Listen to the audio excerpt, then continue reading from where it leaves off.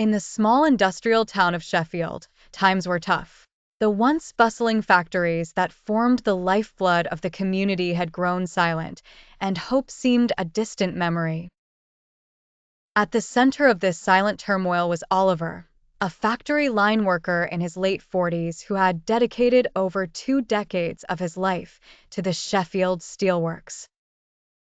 Oliver was a man of few words, but his dedication to his craft spoke volumes. He had seen the town's highs and lows, and now, in its darkest days, he found himself rallying the strength of his coworkers. Elizabeth, a young, passionate engineer with fiery red hair, was new to the factory but not to the struggles of the working class.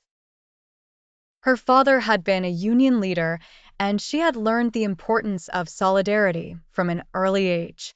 She and Oliver formed an unlikely alliance, driven by a shared vision of reviving their town's industry and securing better working conditions for their peers.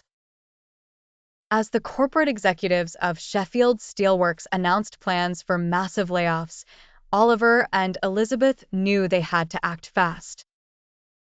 They organized secret meetings in dimly lit basements, bringing together workers from different departments. Suspense filled the air as whispers of a strike began to circulate. The duo faced numerous obstacles: resistance from skeptical coworkers, threats from the company's management, and the ever-looming challenge of their own doubts. However, they pressed on, fueled by the stories of their predecessors and the belief that their fight was just. As tensions reached a boiling point, Elizabeth received an anonymous tip about a corporate plan to close the factory entirely and relocate operations overseas. This revelation was a turning point. With the stakes higher than ever, Oliver and Elizabeth decided to go public, rallying the entire town with impassioned speeches and heartfelt pleas. They gained the support of local politicians, small business owners, and families who depended on the factory for their livelihood. In a climactic showdown, the workers launched a massive strike, bringing the town to a standstill and drawing national media attention.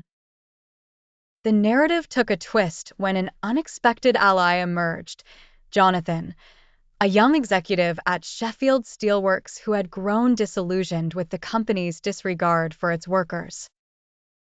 He provided crucial inside information, turning the tide in favor of the workers. Ultimately, the relentless effort of Oliver, Elizabeth, and their community bore fruit. The executives were forced to negotiate, leading to not only the retention of jobs but also significant improvements in working conditions. The factory roared back to life, and Sheffield began to reclaim its former glory.